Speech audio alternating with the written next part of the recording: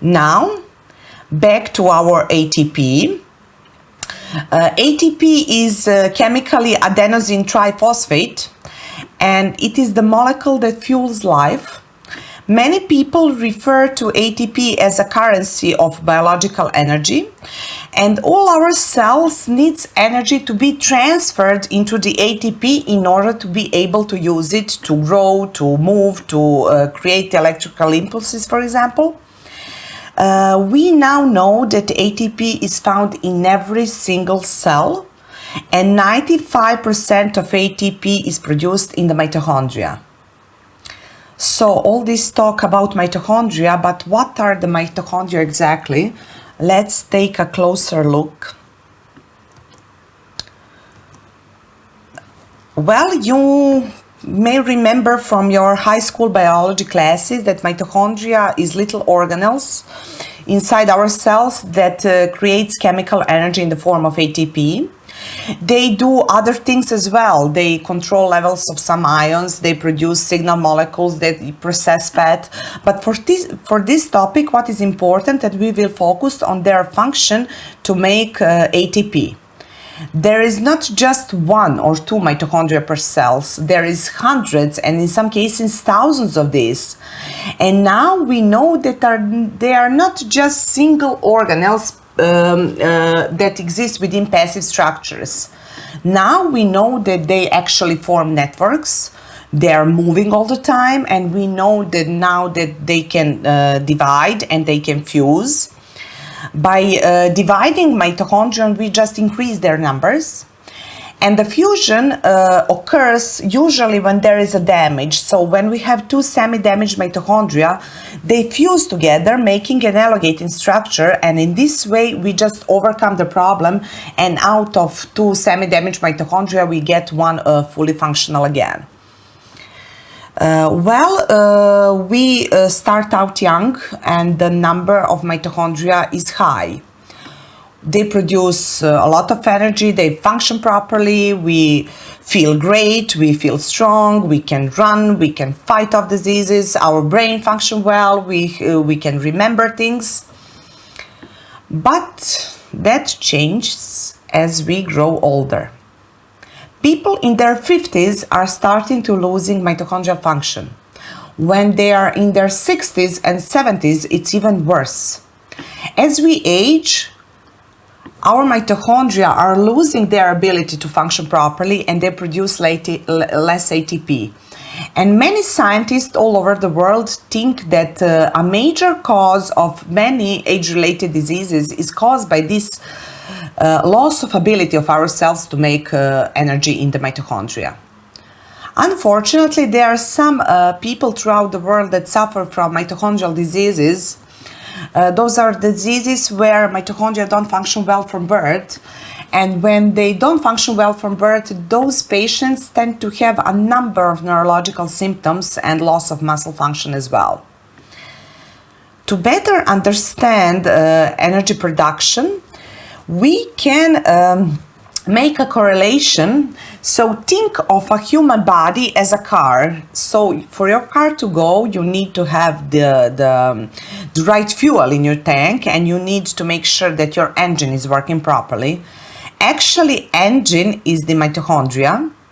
Fuel is the food that we eat and that we break down in order to get the energy.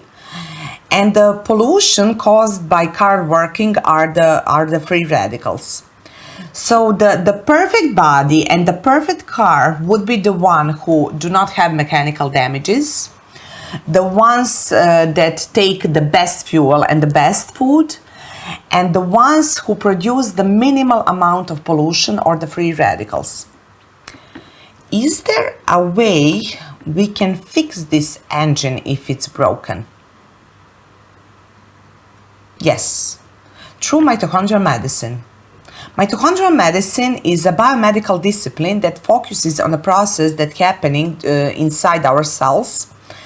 And when the mitochondria function properly, the cell will function properly, the tissues, organs, and the organism in a whole will function properly. At this slide, Note the increase in mitochondria-related publications following the discovery of PCR in the 1986.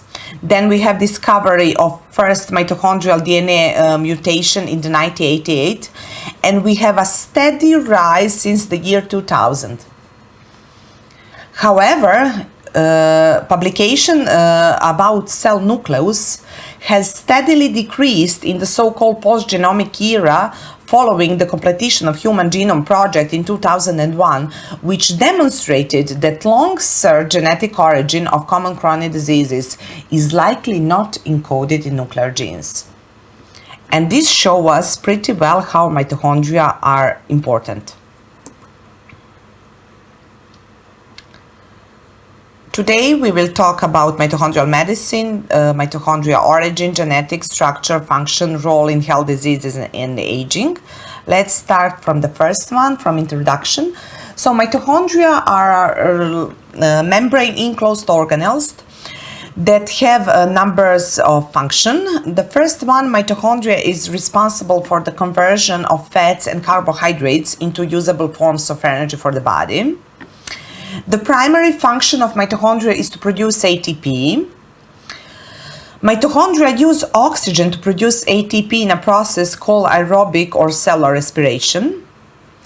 Also, the number of mitochondria per cell varies with every cell type, meaning that as energy demand of a cell increases, the number of mitochondria will increase.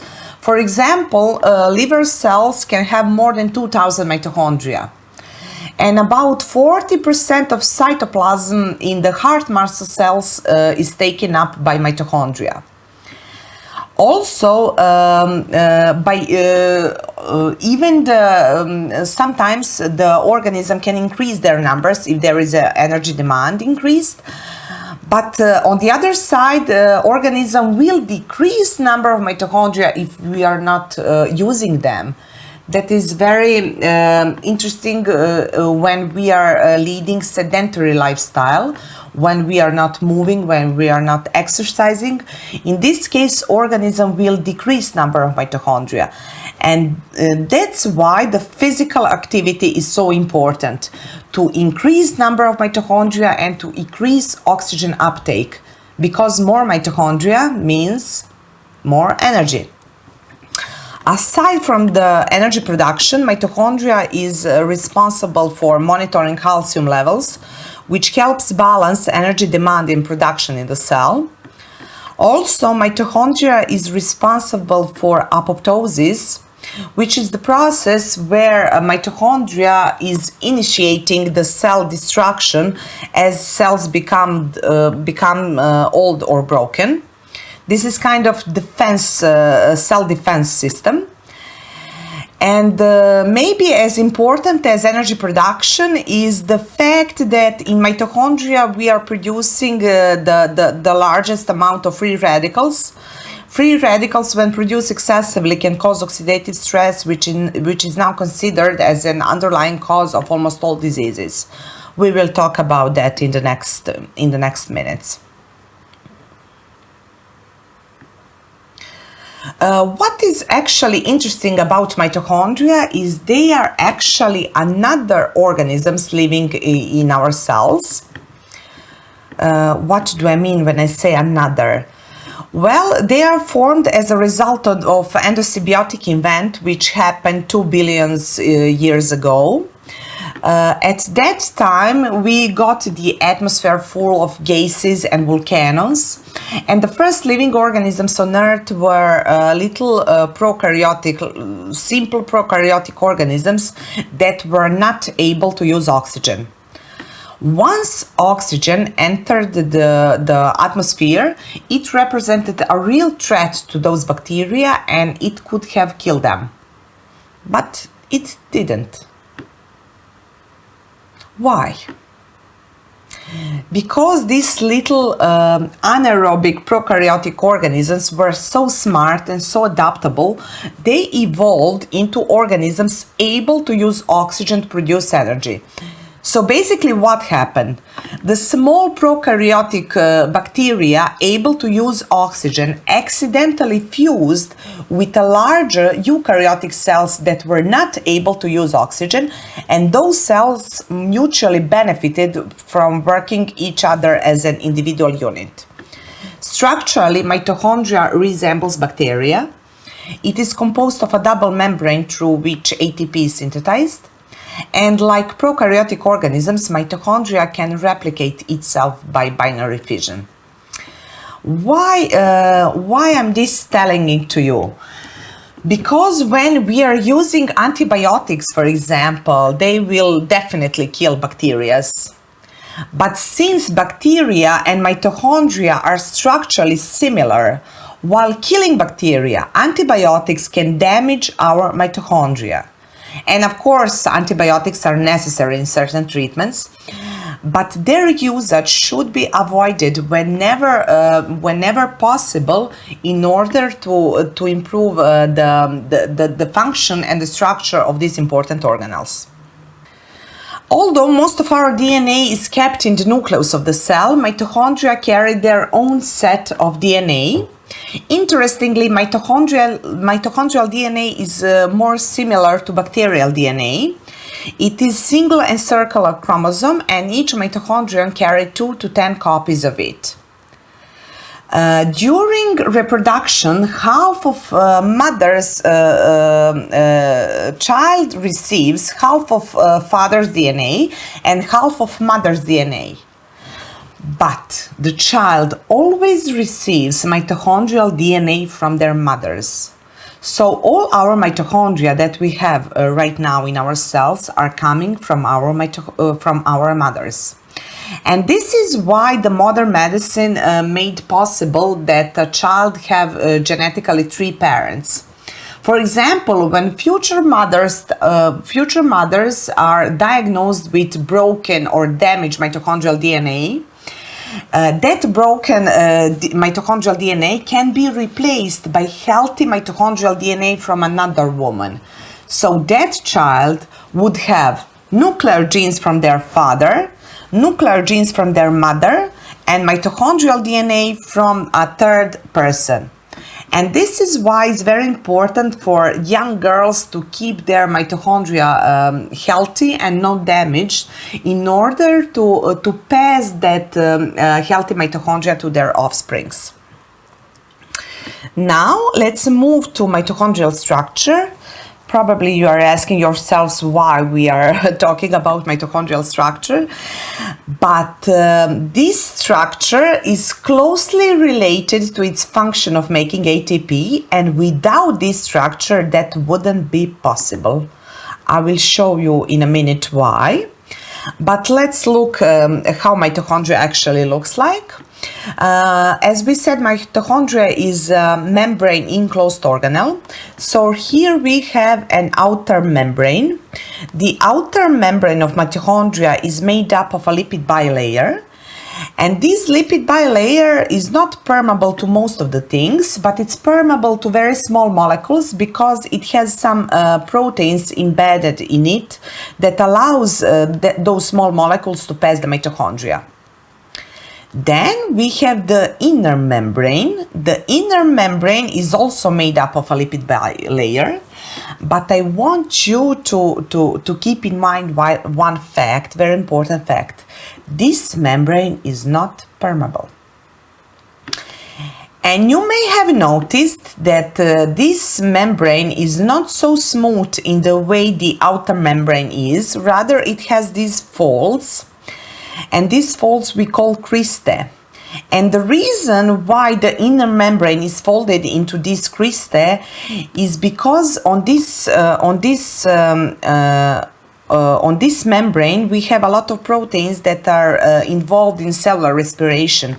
And by folding the membrane, we just increase the surface area and allow a greater amount of membrane to be in a smaller space.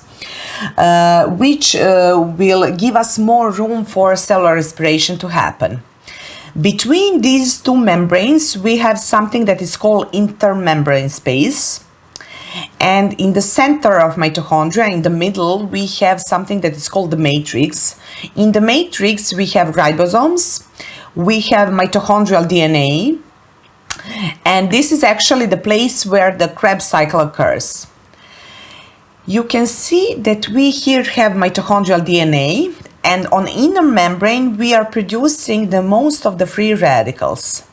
And this is why the mitochondrial DNA is quite vulnerable to free radical oxidation, much more than the nuclear DNA, because it's closer to the place where the free radicals are produced. Nuclear DNA is far away from inner mitochondrial membrane and from mitochondria, and this is why mitochondrial DNA can be easily damaged by free radicals.